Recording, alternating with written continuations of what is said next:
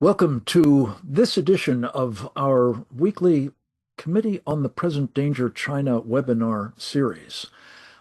Don't go away just because Dee Dee Logison is not here to open it. Arvana White, I apologize for her absence. She's on a mission, so we're carrying on without her. My name is Frank Gaffney. I am the vice chairman of the committee and delighted to be your moderator for today's program, which I believe will be one of the most important of this entire series, because it is an update on something we've covered, well, basically from the inception of the committee, as one of the single most important aspects of the Chinese Communist Party's unrestricted warfare against our nation, whose purpose very explicitly is the destruction of the United States of America.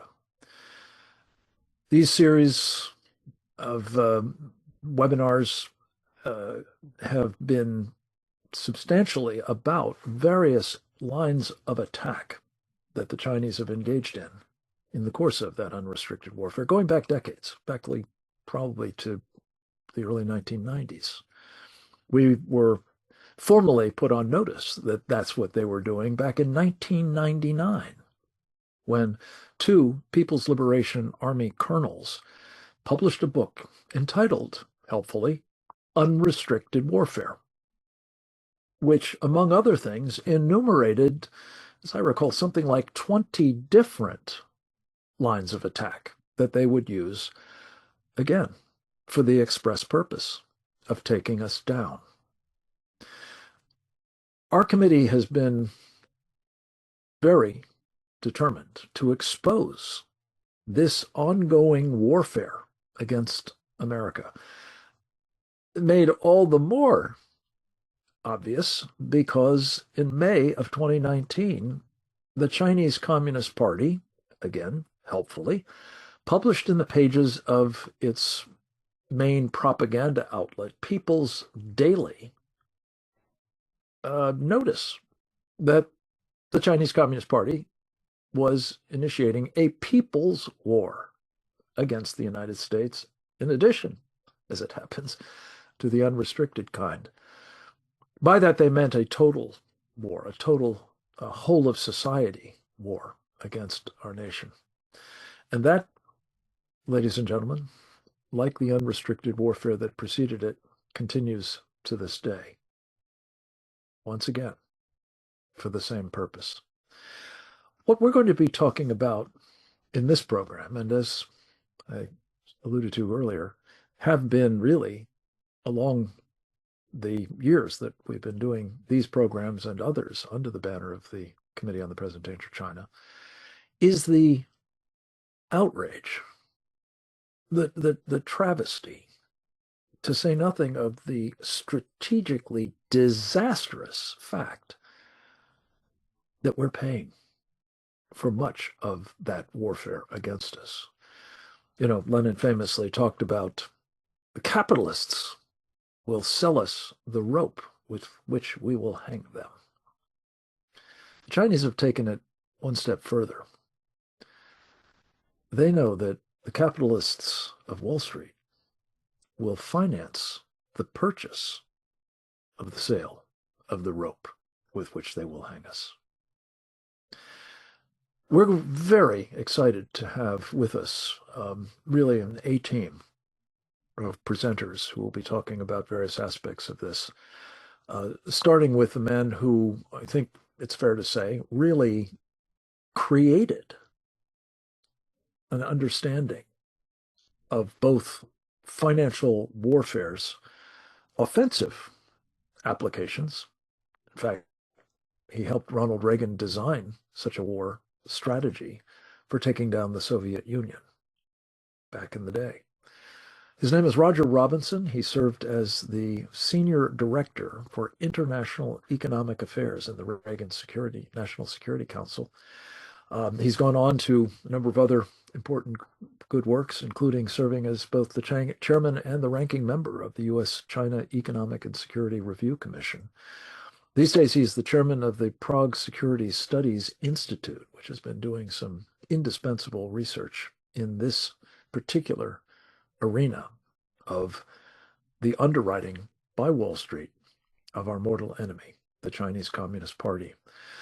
We spoke with him earlier in the day. He's joining us by video from Europe, and we're very appreciative of him helping essentially to set the stage for an update on what has been going on in this financial warfare battle space, the extent to which the Chinese Communist Party has benefited from enormously, and at the detriment, I should say, of American investors who have not been well served by their fund managers, the people they entrust their savings and college funds and other investment portfolios to in the New York capital markets.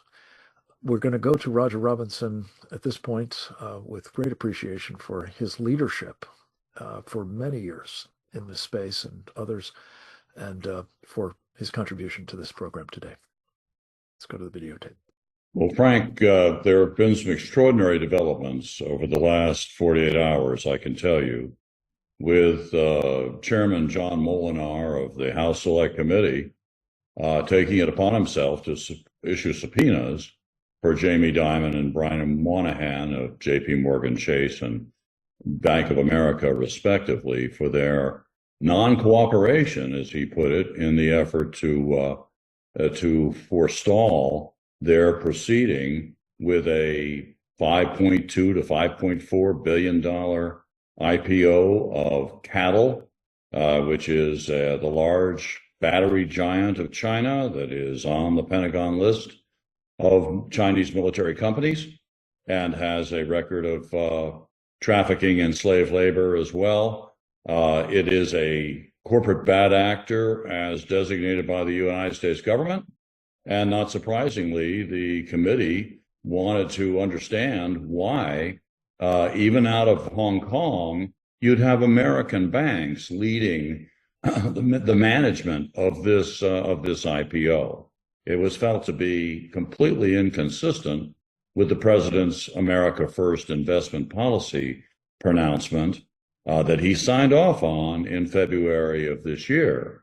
So we have the president's taken a position on Chinese military companies, which is no way, no how they should be involved in any way, shape, or form with U.S. investors. And that clearly means U.S. banks as well. So that's the state of play. And I would guess that this has been a surprise for these two major banking institutions.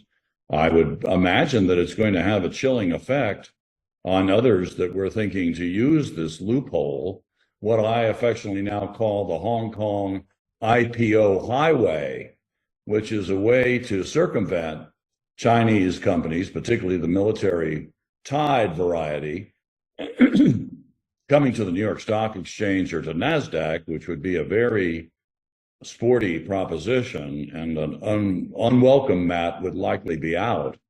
So, of course, they use Hong Kong, a wholly owned subsidiary of China, and our American banking institutions, our law firms, our consulting firms are lining up eagerly to do this business.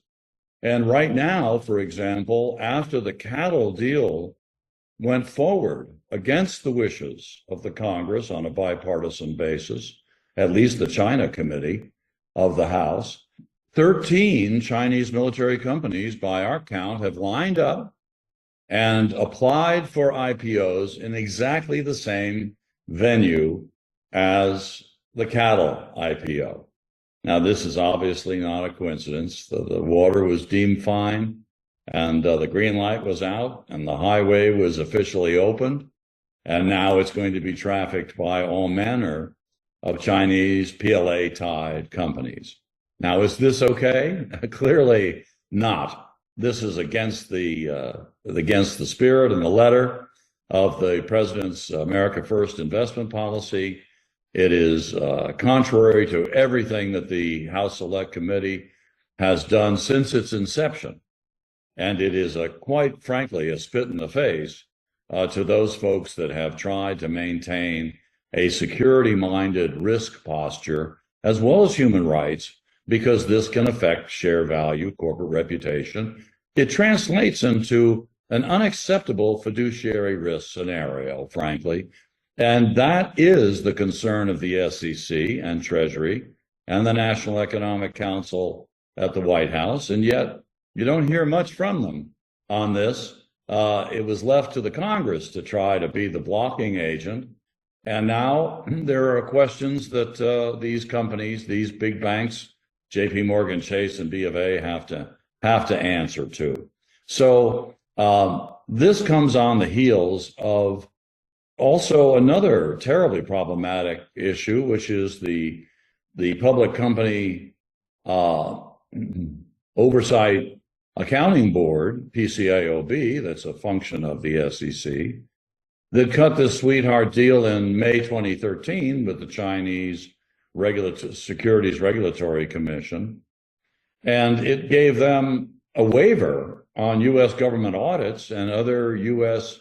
securities laws so that they didn't have to meet the same rigorous criteria as U.S. companies and every other foreign company in the world except China.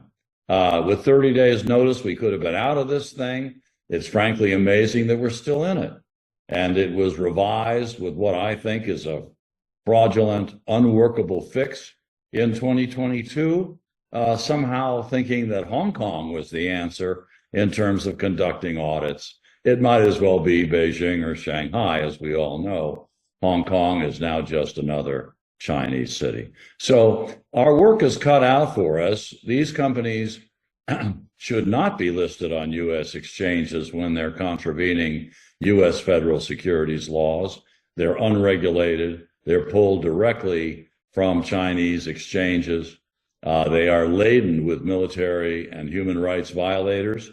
And that's the kind of thing that we can expect if there's no action on this matter. And when we're talking about the PCAOB and the China Securities Regulatory Commission and the possibility of having these companies that are improperly in our markets delisted from U.S. exchanges, we need to keep in mind that that's only 286 Chinese companies that are in the New York Stock Exchange and in NASDAQ. Is that the universe of companies that are listed or traded in the United States? Far from it. There are, last count, some 900 Chinese companies in the over-the-counter market. And catch this, in the A-share market, and I'll explain that in a moment, there are as many as 4,000 Chinese companies traded in our exchanges, particularly through index funds like exchange-traded funds, mutual funds, and the like. Now, what are A-shares? Well, A-shares are Chinese companies listed only on domestic Chinese exchanges. They've never seen the regulatory light of day in the United States. They've been brought into our markets through an unguarded, surreptitious backdoor of allowing U.S. index providers like MSCI, like FTSE Russell and Dow S&P, to simply add these companies by the hundreds in some cases to the list of the companies that are included in their index. Well, the problem with an index is that asset managers like BlackRock, Vanguard, State Street come along and they build exchange-traded funds and investment products directly from those indices. And that's what we, the American people, some 75 million or more of us, are investing in. Unregulated A-shares, many of them tied to the People's Liberation Army and egregious human rights abuses. The moral of the story here is, don't concentrate on just listed Chinese companies. It's those 5,000 Chinese companies that are traded on U.S. exchanges that have to be scrutinized and in many cases removed from our markets for fiduciary, national security, and human rights concerns. And until we get to those much bigger numbers, this is all playing into Wall Street's game of trying to limit almost unrecognizably the number of companies that are under scrutiny and at risk of being delisted. It's traded companies, not listed companies, that you have to pay the most attention to. And I think finally we're in the process of getting our arms around this. So I think that we're facing a moment of truth now where John Moynihan, who's to be immensely commended for his courage and fortitude and tenacity in pursuing this subject, and seeing it through the way he is, and not taking no for an answer or allowing these folks to slip the noose on their fiduciary obligations to U.S. investors. It's not just about U.S. investor protection, which is an awfully big subject and a big part of it, but it's also our national security and our fundamental values, read our human rights policies. So I think we are closing in on Wall Street and their friends within the administration, some of them U.S. government regulators that are somewhat conflicted on some of this. At least it certainly has been the case in the past. I'm hoping it's not the case in this Trump administration, and I'm encouraged so far that that's not going to be the case. So let us watch, but it is time to end the money-oriented free lunch program that has moved over time in the last couple of decades trillions of dollars with a T of investment funds of the American people directly into the coffers through these state-owned companies and other CCP-controlled companies into the coffers of the Chinese Communist Party and the People's Liberation Army. This is wholly unacceptable, and I'm encouraged that it's gradually we're getting a handle on this and holding the responsible parties to account. Thank you. Thank you, Roger Robinson, most especially for your leadership in this space. I cannot tell you how impressive is your body of work and the extent to which it is now bearing palpable fruit. And I join you in saluting Congressman John Moynihan in his role, especially as chairman of the House Select Committee on the Chinese Communist Party. In fact, we have a very special treat. We had an opportunity to interview the congressman on our television program, Securing America, which can be heard on the Real America's Voice Network. We, with permission, are reprising his interview in its entirety for the purposes of this program. It's 15 minutes long, a little longer than normal, but I think extraordinarily content-rich, with insights both into what is prompting him and his colleagues, by the way, on a bipartisan basis, now to become increasingly insistent that we must end this obscene practice of enabling, enriching, empowering the people who have made no secret of their intention to destroy us. We'll go to the video now with my appreciation to the congressman for allowing us to make a twofer of this very important interview on Securing America. Welcome back, and a very sincere, heartfelt, and enthusiastic welcome to our next guest. His name is Congressman John Moynihan. He represents the people of Michigan in the United States House. He has the distinction of being the chairman of the Select Committee on the Chinese Communist Party, for shorthand, and is doing an extraordinarily impressive job in both helping his colleagues and the American people understand the nature of the Chinese Communist Party, for one thing, and the threat that it represents to us, in particular in the form of what the CCP calls its unrestricted warfare against the United States. The committee's work is all available on their very, very informative website. But one thing that has really caught our attention is the work that the chairman and I think in a great many cases on a bipartisan basis, his committee have done in challenging what I consider to be the single most serious aspect of this unrestricted warfare, and that is getting, with the help of Wall Street, our money to underwrite it. And the chairman has been engaged in some very important conversations with people on Wall Street, in some cases in written form.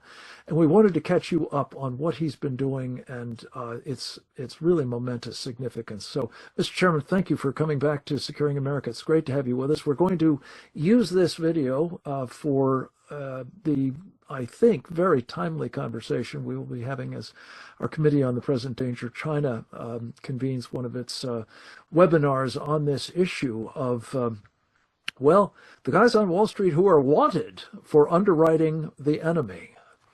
You're great to spend some time with us. Thank you, sir. Back. Well, thank you for having me, Frank. It's good to be with you once again. Wonderful. Well, let me start by just setting the stage a little bit.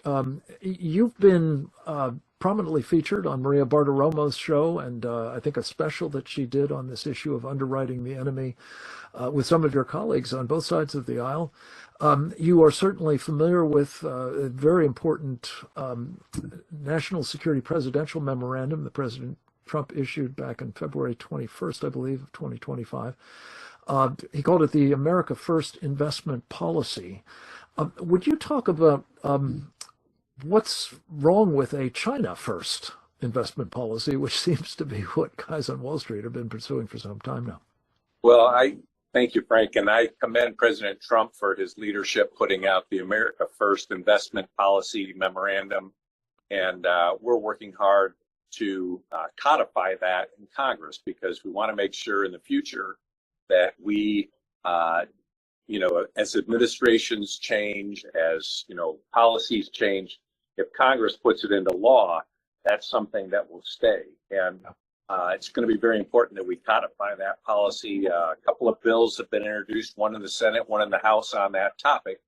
But the bottom line is we should not be underwriting the military expansion of our foremost adversary. And American taxpayer dollars, American investor dollars should not be going to benefit companies that are affiliated with the Chinese Communist Party, and especially those who are affiliated with the People's Liberation Army. They are expanding their military efforts dramatically, and unfortunately, in many cases, American investor dollars are being used to finance that effort. And, this is such an important point. Is it an exaggeration to say that we are making possible, or certainly greatly enabling, this, some have described it as the greatest peacetime military buildup in history? I believe it is a unbelievable military buildup. It's that China is on a wartime footing. They have Xi Jinping has told his military to be ready to take Taiwan by force if necessary as early as 2027.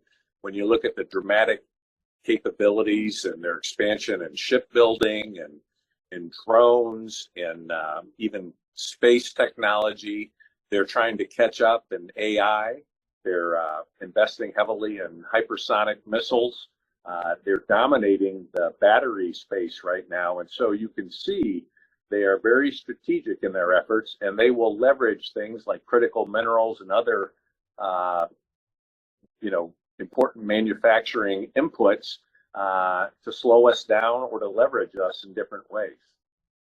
You mentioned batteries, Mr. Chairman, and I'm so glad you did, because one of the things that has been a focus of your efforts of late has been trying to prevent two of the major companies on Wall Street, JPMorgan, headed up by Jamie Dimon, and Brian Moynihan's Bank of America, from helping to raise billions of dollars for one of those companies, actually identified as by the Pentagon as a Chinese military company operating in the United States. CATL is its name, and it's the largest battery manufacturer in the world. You happen to know something about it by virtue of course, their efforts to do some manufacturing of those batteries in your native state of Michigan. Tell us about your concerns on the score of CATL, if you would, sir. Well, we reached out to these two American companies, these banks that are funding the IPO of CATL in the Hong Kong market. And we reached out back in April, encouraged them not to do that, and presented evidence to them of CATL's ties to the Chinese military, even CATL's ties to slave labor in their supply. Yes. And, we requested information in writing. We reached out in good faith to inform them of these concerns. And unfortunately, they went ahead and continued this process. We've reached out again and requested information. And they basically, when Congress, reached out for accurate information to help us set policies, they sent us press clippings, basically public information that was available anywhere. And the bottom line is this: we need to know what kind of, they say they did due diligence on these investments. We need to know what that was based on. Was it based on assurances from the Chinese Communist Party that they're not affiliated with the military? Yeah. Trust us. Mr. Chairman, I want you to drill down a little bit more on that on the other side of a short break. We'll be right back, folks. Stay tuned. Welcome back. Chairman John Molinar of Michigan is in the House virtually. I couldn't be more pleased to say. He is the distinguished leader of, I think, one of the most important committees in the United States House of Representatives at the moment. It is a select committee impaneled for the purpose of helping the rest of us understand and develop policy, if not actual legislation, hopefully both, on how do we contend with the threat we face from the Chinese Communist Party. And Mr. Chairman, I hated to interrupt you, but you were on a roll. You were asking Jamie Dimon of JPMorgan and Brian Moynihan of Bank of America personally to answer an extremely well done, detailed letter. I think you had 20 or 21, something like that, questions that we really have a need to know the answers to, about specifically their involvement fundraising for a particularly dangerous Chinese company. I understand they're putting advanced batteries in submarines that may be used to destroy our Navy in the Pacific. Could you comment on that and how they've been responding to your request for information? Well, they the Pentagon has designated CATL as you pointed out, a Chinese military company. The Commerce Department recently came out and confirmed that as well, because of course CATL is suing in court trying to get that designated changed. Right. And so it's important that we presented that information to JPMorgan Chase. We presented it to Bank of America, and we asked them the question, what is your due diligence? How do you know that, your investors are not investing in an entity that's partnering with the People's Liberation Army? Mm-hmm. And they said, well, trust us. We've done our due diligence. And we said, that's not good enough. We need to know. And so I have subpoenaed them for information on their due diligence, because ultimately their shareholders, the general public, deserves transparency. We don't want our investor dollars going to fund the military of our chief adversary. Mm-hmm. And there are consequences when this happens. And so we're subpoenaed them. That happened just yesterday. Mm-hmm. And we expect answers. And we're going to continue to get the truth. And we are going to continue to build policies that prevent this in the future, because ultimately this IPO that's done through Hong Kong is the tip of the iceberg. And if we allow this to continue to go forward in this fashion, we're going to see more and more of this, and we're going to have people's pensions and their life savings and their investors' dollars going to fund entities that actually could use this and the best technologies against our men and women in the armed forces. Amen. Well, again, your clarity on this, Congressman, is so appreciated. It's not been much in evidence, I'm sorry to say, from successive presidents, not just this one, but apart from this, sort of, presidential memorandum, they call it. The administration has seemingly been willing to sort of turn a blind eye to all of this. And I just wanted to draw you out on how consequential what JPMorgan and Bank of America have done in this case is, both with respect to enabling CATL to raise immense amounts of money, but also perhaps, as you've suggested just now, creating kind of I think it's been called a highway for lots of other companies, perhaps A shares that are also going to use this sort of end run on the American first investment policy through Hong Kong. Could you comment on the implications of this for the future?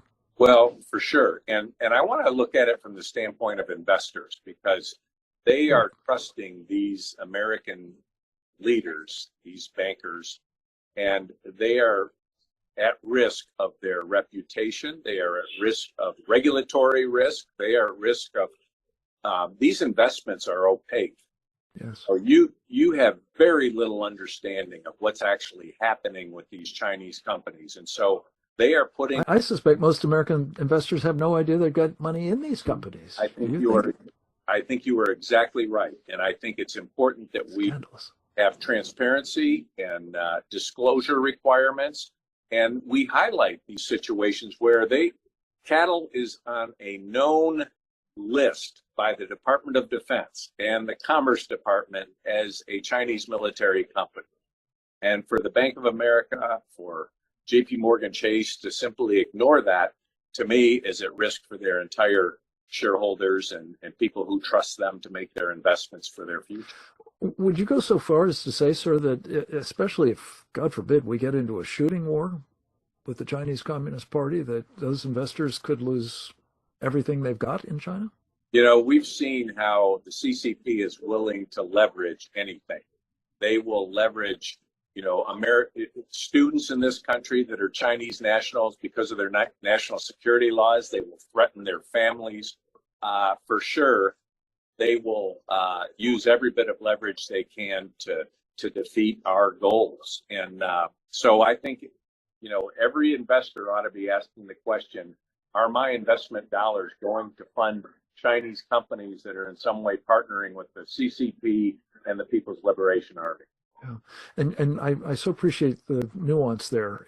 It's a civil military fusion policy of the Chinese Communist Party, as well as the direct support for these PLA companies, that is so concerning. Could I ask you one last question, sir? I know that one of your other very important initiatives is you've asked Paul Atkins, the chairman of the Securities and Exchange Commission, and his counterpart in the Public Company Oversight Accountability Board, to come to brief the committee on their role in enabling some of this through a practice of essentially a preferential sweetheart arrangement with the Chinese Communist Party. I've got just 15 seconds. Do you think that policy should end, sir?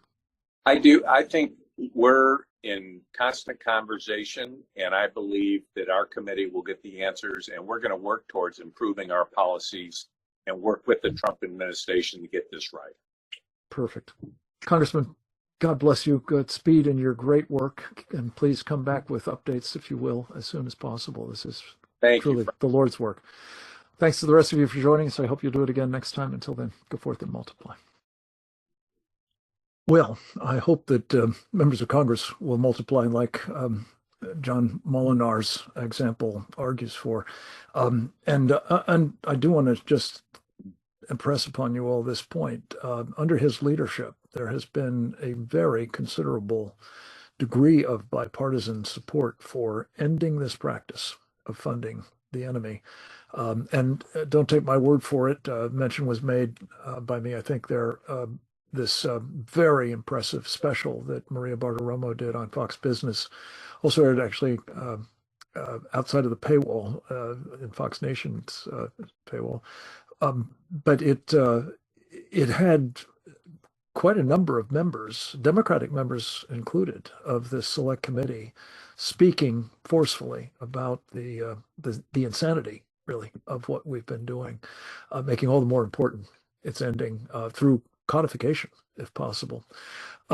We are going to switch gears from talking about the investors and their stakes that are very much on the line in this kind of practice, notably in connection with the CATL deal and the precedent it has established for others through this bank shot, this highway, if you will, in Hong Kong. And we're going to talk about the national security implications of it. And who better to discuss that with than a man who has devoted most of his professional life trying to understand the threats to our national security posed by the Chinese Communist Party. In fact, I think it's fair to say he has been probably the single most astute, courageous, and accurate of those who have been raising an alarm as to what's coming, the intent of the Chinese Communist Party, and increasingly their capabilities to act on it. And that would be Captain James Fennell, United States Navy, retired. No stranger to these webinars. He's a very active member of our Committee on the Present Danger of China, as well as a participant in not only these programs, but many, many others as well, including my show, Steve Bannon's, and others that I'm sure you're familiar with. Captain Fennell is the co-author with Dr. Bradley Thayer of a very timely book entitled Embracing Communist China, America's Greatest Strategic Failure. We asked him to talk a bit about what it means for our military, the lives, not least, of the men and women who are its most important components, but also for the rest of us here at home, quite possibly, that we have been enabling the Chinese People's Liberation Army to amass a truly first world military power, especially in light of the fact that they are making no bones about it, that it will be used against us if they so choose. Let's go to the video with Captain Fennell, who also spoke on my program on Thursday, and we're very pleased to have him with us by video. Well, Frank, this announcement that you just read off about the investment and the billions that are being poured in by Americans' businesses into Hong Kong, which thus go into the People's Republic of China, eventually find significant portions go into the development of the People's Liberation Army. And let me just give you an example. In the United States today, we're having serious debates in the Pentagon about whether or not we can sustain keeping aircraft carriers in our United States Navy, something that we developed and perfected over the course of the last 100 years and used quite effectively to win World War II. We're debating that because most people in DC say, well, there's just not enough money, so let's cut something that costs a lot. Whereas in China, they're doing the exact opposite. They're going into full-scale production of a carrier fleet. They now have their third carrier, which has completed 9 sea trials and is now getting ready to field its first advanced stealth fighter, the J-35, which has now been viewed on Chinese websites here over the last couple of weeks, indicating with its identification paint scheme that it's going to be flying on and off aircraft carriers for the Chinese Navy. So in the space of just 12 to 15 years, the Chinese Navy went from having 0 aircraft carriers to now having 3, one that will have the most advanced electromagnetic aircraft launch systems with stealth fighters that are close to our F-35s, not exactly on par, but pretty close, along with ballistic missile submarines that are powered by nuclear propulsion, fast attack nuclear submarines, the largest cruisers in the world with 112 vertical launch system anti-ship and anti-carrier ballistic missile silos, the most advanced rocket force in the world, beyond even the Russian arsenal. And we could go on with space and across the board of the military domain. That China has been able to do this in the course of 10 to 25 years. And the reason they were able to do that is because guys like Jamie Dimon and these others continue to provide them the money that does this. So I think we need to, we're talking a lot in America today about the T word, the treason word. And we know that some people have actively worked against the will of the American people. I think we should be asking ourselves what it is that these American, quote unquote, American companies are doing to prop up not just the Chinese Communist Party, but to give them the funds to allow them to be able to develop and build a very robust and lethally capable military that seeks only one thing, which is to destroy the United States of America and to first push us out of the Pacific and then to go from there. And I am a little bit worried. I saw also today that yesterday there was the announcement about we're going to sell. We sent the CEO Jensen Huang of NVIDIA over to China for a Chinese conference, and our Mr. Lutnick was there, and he said that we won't sell them our best, we won't sell them our second best, we won't even sell them our third best. We're just going to sell them our fourth best. And he said that's the thinking, which is that we want to sell Chinese enough that their developers get addicted to American technological stack. And that's the mindset in Washington, which is to say, well, we can keep them in a market where we can benefit from that. And I don't disagree with that capitalist mindset, but it is devoid of understanding of the Chinese Communist Party and how they will use those funds to turn around and to attack us and develop and destroy us. And oh, by the way, just so that Mr. Lutnick is aware, today in the China Daily, they have a full article on it called What's Behind NVIDIA's Charm Offensive. And after they go through and they talk about the details of the chips that will be sold, the H20 versus the Chinese chips from Huawei, the ASEN 910 Bravo, the Chinese say, it doesn't matter what happens, we know what's coming, and so what we, the Chinese Communist Party, have to do is we have to diversify and localize. So the Chinese are, no matter what Mr. Lutnick thinks and desires the Chinese to do, the Chinese have already said, we're going to get off your dependency on your chips. And people can say, well, they don't have the technology, they don't have the skill set. Well, let me tell you something. They just fielded this J-35 stealth fighter with their own organic engines. And 10 years ago, people were saying that Chinese couldn't develop their own organic aircraft jet fighter engines. They are today. They said all kinds of things. They could never produce an aircraft carrier. Now they have 3 of them. They can't produce ballistic missile submarines. They're producing them. They can't produce fast attack nuclear submarines. They're producing them. So the Chinese, regardless of what our strategy is and our brain trust says back in Washington, the Chinese Communist Party already has a strategy, and they're telling us we're going to get off having to use NVIDIA and any American TSMC chips from Taiwan, and we're going to be the lead producers of the most exquisite and exotic and super fast wafer thin chips in the world, and we won't need you. So why are we continuing to fund them in the meantime so that they can get the tools and the weapons and the munitions, which we are depleted our own stockpiles in the Ukraine? Why are we continuing to fund them and not fund ourselves to be prepared to deter them from attacking us? That's the real issue, and I just don't understand it, and I hope that this Congress and this administration wake up to the real threat. And sometimes you got to understand the ideology of your enemy, and these are devoted Chinese communists that hate us, hate capitalism, hate America, and they want to destroy us. And if we think that we can fish with them and lure them along so that they'll continue to provide us some small scratch here, it's ridiculous. And I'm sorry, I support the president, I support the administration wholeheartedly, but in this area, we need to wake up and not be so naive. Thank you very much, Captain. As ever, a clarion call to both wake up and take appropriate action. And that's what we're all about here at the Committee on the Present Danger of China. We're going to turn next to Ron Armstrong, a man I have come to admire tremendously for his capabilities as well as his track record in taking action, notably in his native state of Michigan. In fact, our first introduction to Congressman Moynihan was through Ron's good offices.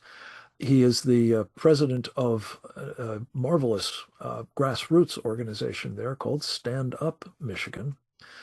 We have been partners in any number of public policy struggles, catalyzing, we hope, good policies. And I've come to admire tremendously both his common sense, his ability to communicate complex issues to ordinary folks, as well as to lead in taking concrete action. And we're delighted to have him here to give us, among other things, an appreciation of Congressman Moynihan from one of his fellow Michiganders, and the kind of work that he's about at the moment, particularly with respect to trying to end the underwriting of our mortal enemy, the Chinese Communist Party. Ron, welcome back. Over to you. I'm always amazed at the knowledge that is given and provided at these webinars and the experts that you are able to have come on and are willing to come on.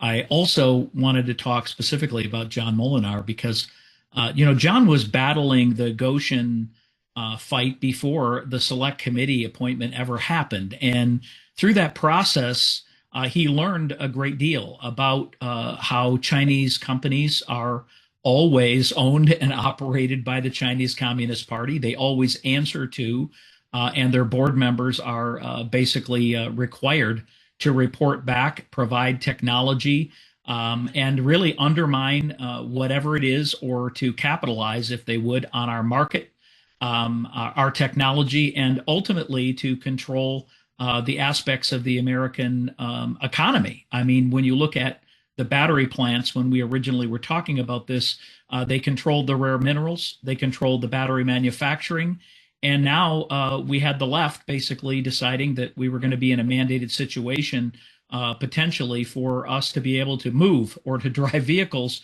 and we were going to be dependent on the Chinese Communist Party providing those raw materials and those finished batteries. And as John learned this, as well as the acquisition of farmland that was in this rural area of Michigan, was being taken against the will of the people who live there, we're being subsidized by our own tax dollars in order to do that.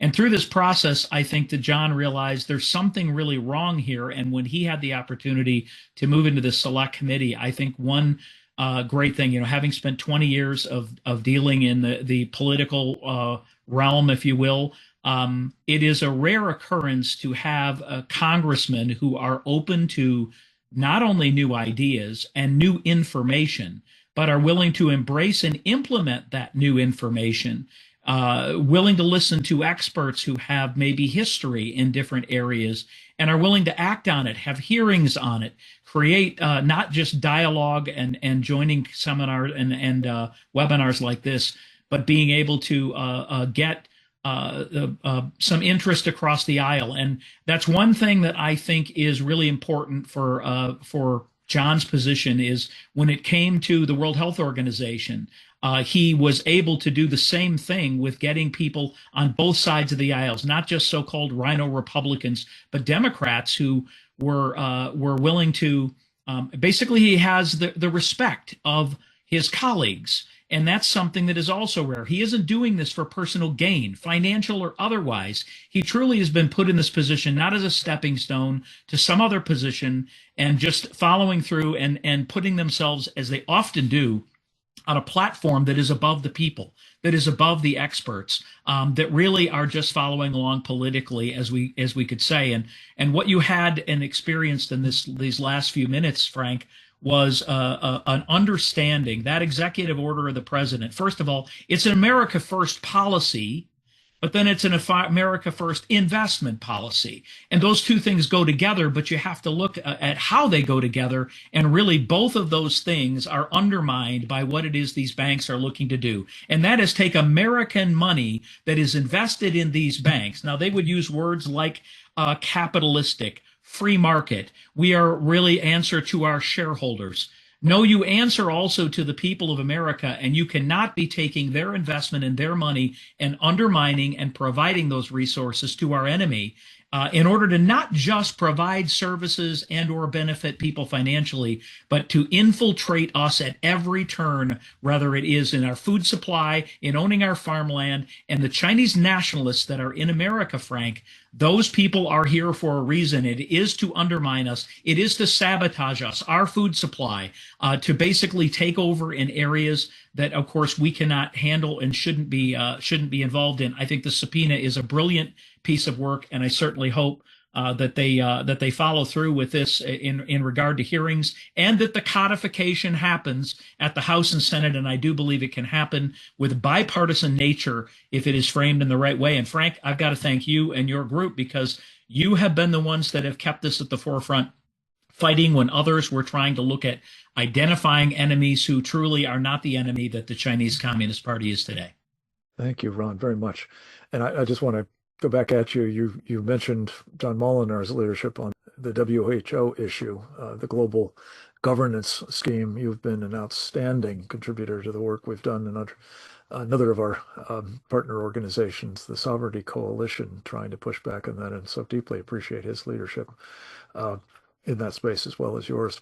So thank you for this important sort of insight into the man, as well as the role he is playing at the moment in your state, as well as at the national level.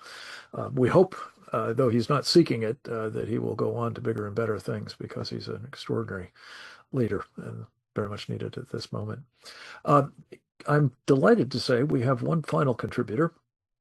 Like Ron, she was press ganged into contributing by me at the very last possible moment, and we're always delighted that she invariably rises to the occasion brilliantly. I had the privilege of being with her last weekend in Los Angeles for a program sponsored by her American Freedom Alliance, along with two of our other great colleagues, Robert Spencer and Trevor Loudon, on the issue of what we call the red-green, well, now blue axis as well, throwing in the globalists into the mix.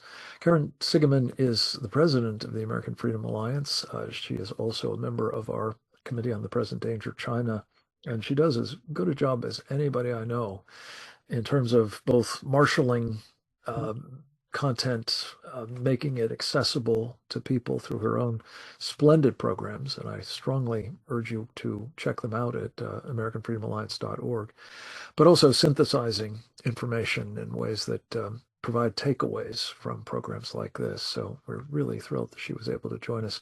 Dr. Sigeman, thank you for being here, and the floor is yours, ma'am. Thank you so much, Frank. Glad to participate however I can, as you know, in such an unbelievably important mission at such a crucial time. I had a few thoughts, of course, listening to the unbelievable experts. The first thought I had was, last year we did a road show in which you were completely instrumental. We essentially partnered with the Committee on the Present Danger China to bring to the country the imminence of really potential catastrophe related to China. We called the conferences World War III or World War Z, highlighting the peril that we are in and that we face due specifically to the Chinese Communist Party, which has declared people's war on us, unrestricted warfare, total whole of society war from every single quarter. What we wanted to alert people to was that we needed a man in the White House who understood the perils. And we got that. And our current president, President Trump, also put forth this America First investment policy exactly as one would have hoped.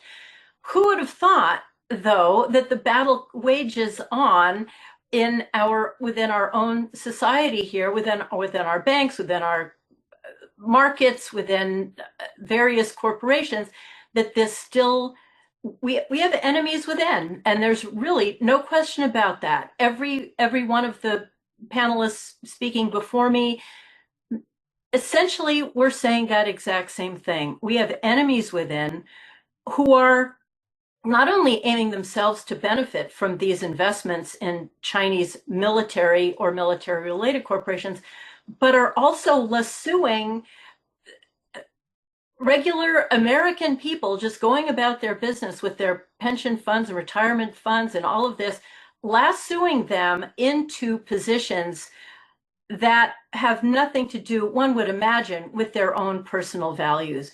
Just speaking of slave labor, for example.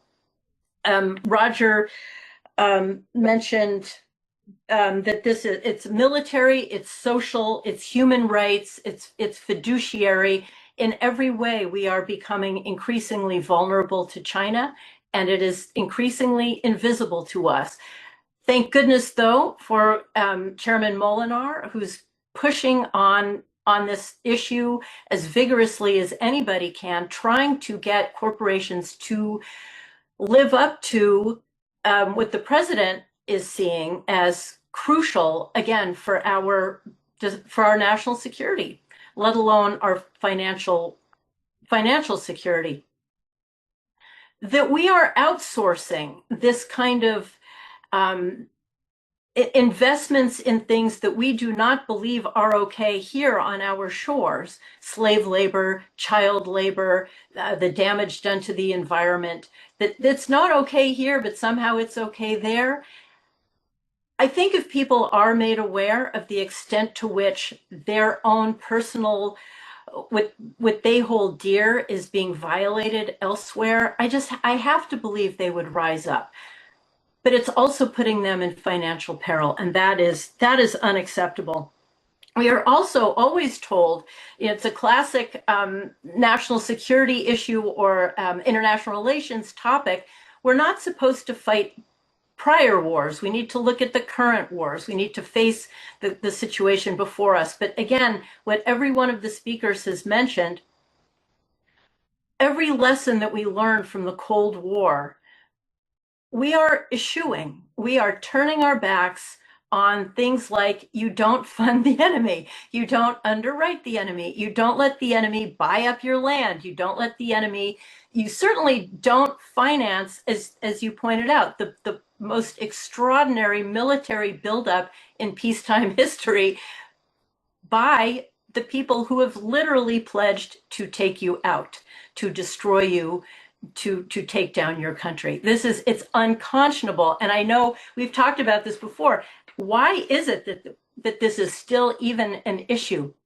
How is it that China is on a war footing and somehow the United States, we are not able to convey to enough people, and we're working on it, I think we're making headway, that the people are unaware of the war that they have waged on us. And by the way, they want to conquer us, and we simply are not getting ourselves on a war footing. Again, the president is aiming in this direction with the America First policy, investment policy memorandum, and that's all wonderful. It doesn't seem to be sinking deeply enough, quickly enough. Again, China is on a war footing. We are not. We need to recognize that. They have declared war. It is a whole of society war. It should be our job to break them, not to fund them, especially in arenas that pertain to the military. It's bad enough that all roads to our consumer culture, all roads lead through China, if not to China. Everything that we buy is touched by it. And we have such vulnerabilities in all our major areas, not the least of which is military. Somehow we are not breaking ourselves from this dependency and breaking them thereby. Instead, we are funding them. We are making ourselves increasingly vulnerable. We are empowering them while they are engaging in the biggest military buildup. We're not, or we have not been, and it's time for us to turn that ship around quite literally and figuratively. It's a very scary time, and you've been saying we need to wake up, not be naive. Some of these actions that are being taken by Americans could be construed as treasonous. Thank goodness we have President Donald Trump in the White House who does understand this. And thank goodness we have Chairman Moynihan pushing on Jamie Dimon and Moynihan on these issues, that there are 14 other companies in the pipeline waiting for American investment to build their own facilities and military capabilities is appalling. This is why you have to nip these things in the bud. And this is why I'm so grateful to you, Frank, and the committee for bringing these things to light to the American people. We need to be aware. We need to stand up and fight. We cannot just go down. We learned this in the Cold War, the original one. And we need to take those lessons. The Chinese learned from it, and we seem to not have. And it's time to take this very seriously. So thank you. Amen, Karen. Thank you. Let me just add a further thought or two before we open this up to give and take with Karen and Ron, who are with us in person, we're pleased to say. One of the secrets to the impact of these programs is our friend Oleg Atbashian, who, in addition to being the technical genius behind their production and the editing and all the rest of it, is the graphic artist who does these very evocative opening slides. And I hope at this point in the program, Oleg, you'll call up the one that you did for today, because it speaks to this idea that Chairman Moynihan talked about, as have several of our other speakers. Accountability for what Wall Street is doing that is clearly at odds with the policy of the United States, clearly at odds with the national security interests of the United States, and clearly at odds even with the interests, to say nothing of the values, the financial interests of their clients, the people whose money is being put at risk, material risk, in communist China. What Oleg has done is craft wanted posters for Messrs. Dimon and Moynihan, who indeed, as we talk about in this book that Didi Logison and I wrote, entitled The Indictment, prosecuting the Chinese Communist Party and friends for crimes against America, China, and the world. And the central thesis of the book is we must create costs to people like Jamie Dimon and people like Brian Moynihan, and they're just poster children, if you will, for a larger cohort of folks on Wall Street whose greed and whose indifference, incredibly, even to the well-being of their own families, for heaven's sake.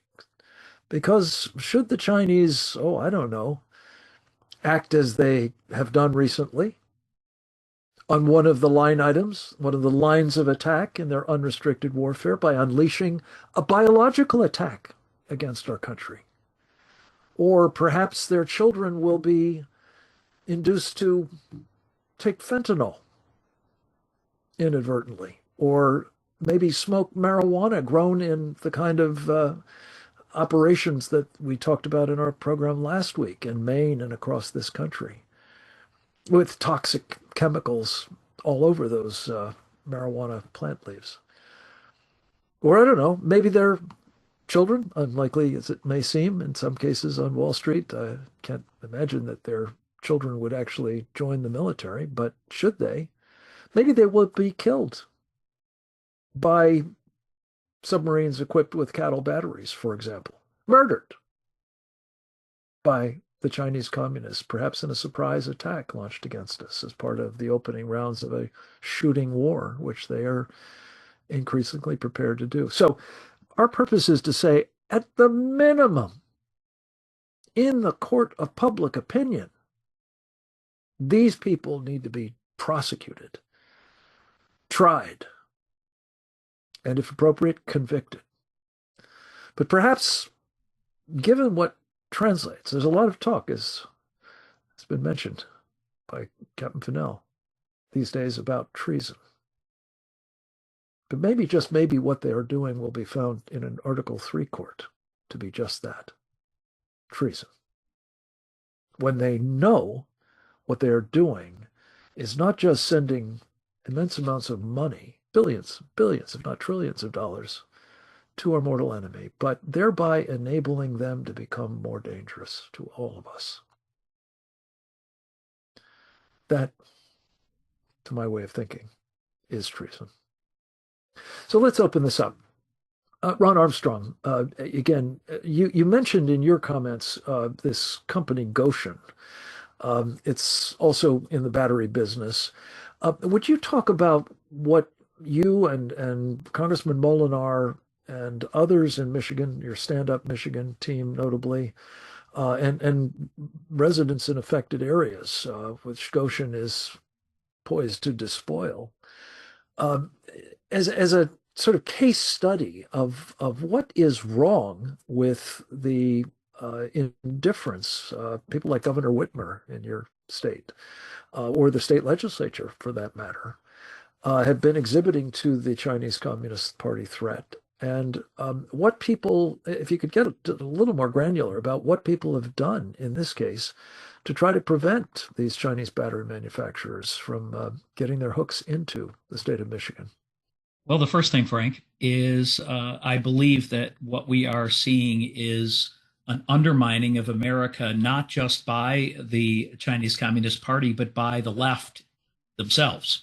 I don't care if it's Michigan or if it's Illinois. Goshen has basically been subsidized by the American taxpayer to come in and set up shop, run by Chinese nationalists, taking over farmland, promising high-paying jobs, and in the end, before they're ever put a brick on the ground to build a building, you realize that those jobs aren't as high paying. But you realize all of the farmland that's been purchased is being purchased with taxpayer money to build Chinese factories that are run by Chinese nationalists, and they always seem to be done in cooperation with democratic people who are undermining America. It's the bottom line, Frank.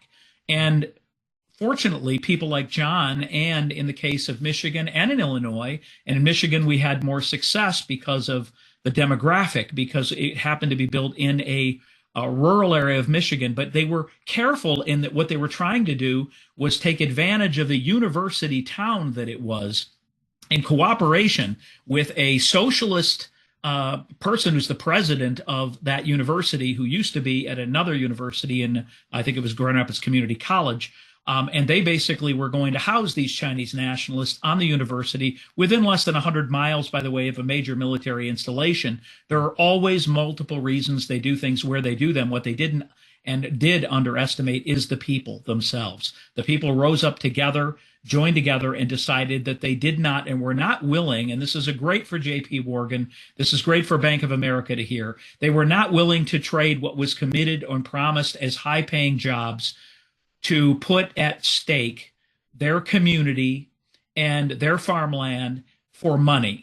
They were not willing to undermine America for that. And they basically continued to change their boards, recalled their boards, and now are elected to super majorities, if not entire boards, controlled by people who represent the long-term vision of those communities. And that is both in Big Rapids Township, in Green Township, and even the board itself of Mecosta County and their city, or I should say their county commission, are now all controlled by people that are putting up one barrier after another to say, we are not interested in you building here, we're not interested in supporting you, and we understand that we're up against your promised great jobs, but we are looking for American jobs, American manufacturing, and not the Chinese Communist Party. Praise God. And thank you for, again, all you've done to help create that pushback. And I honestly believe to my core that the American investors we're talking about, and there are some that are, big, family office or institutional investors who almost certainly actually do understand what's being done here in these emerging market funds that have been laced with Chinese companies, as Roger says, not just listed, but traded. But I'm sure that the vast majority of people who have pension funds, auto workers, for example, Ron, up in your state, or others across America, people who have just, college savings accounts or mutual funds or index funds or exchange traded funds, and don't read the fine print, don't even know where to look for exactly what's in the portfolio. They just want to have a diversified portfolio, maybe one with emerging markets in it. And lo Pension and behold, funds, maybe yes. 30% of those investments are actually now in communist China.